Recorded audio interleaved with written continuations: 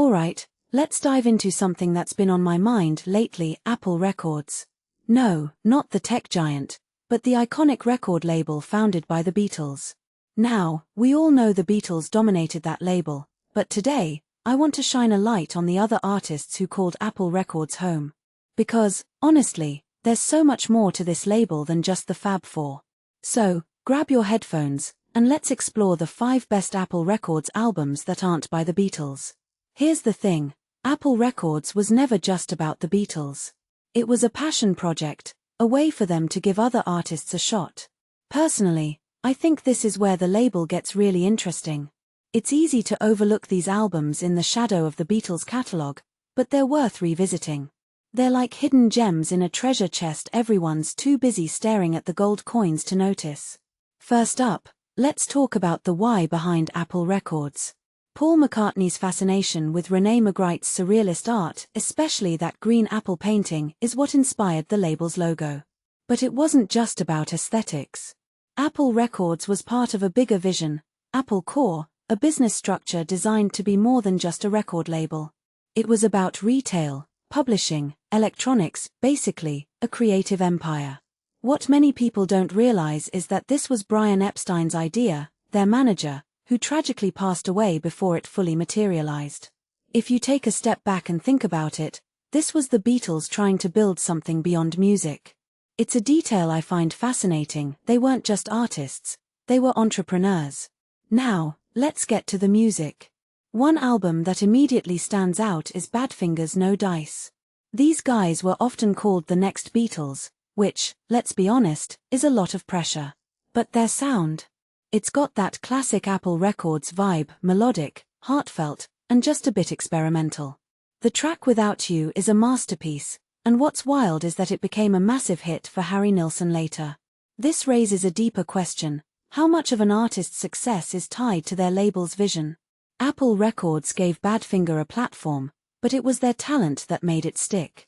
Another album that deserves more love is Mary Hopkins' Postcard.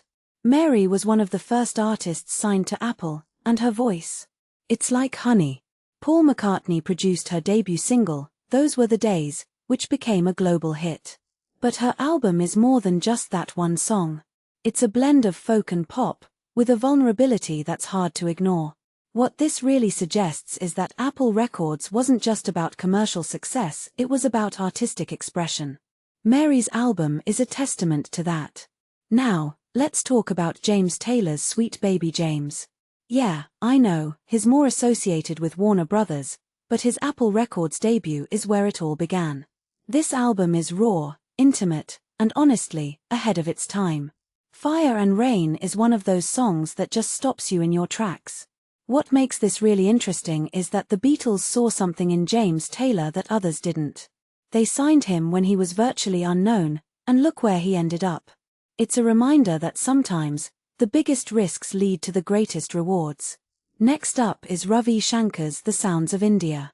This one's a curveball, right?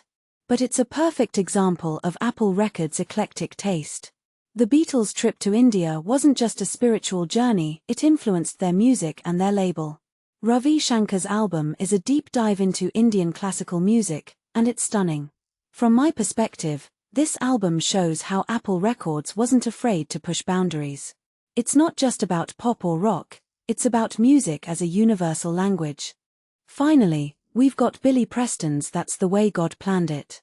Billy Preston is often remembered for his collaborations with the Beatles, but his solo work? It's next level. This album is a fusion of gospel, soul, and rock, and it's impossible not to move to. One thing that immediately stands out is the energy, it's infectious.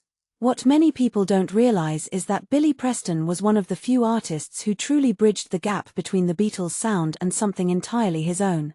So, there you have it, 5 albums that prove Apple Records was more than just the Beatles. But here's the thing, these albums aren't just relics of the past. They're a reminder of what happens when artists are given the freedom to create without boundaries. Personally, I think that's what makes Apple Records so special. It wasn't just a label, it was a movement. As we wrap this up, I'm left wondering, what would Apple Records look like today? In a world dominated by streaming and algorithms, Would a label with this kind of vision still exist? It's a thought-provoking question, and one I'd love to hear your take on.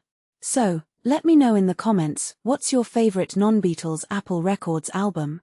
And while you're at it, hit that like button and subscribe for more deep dives into music history. Until next time, keep listening and keep questioning.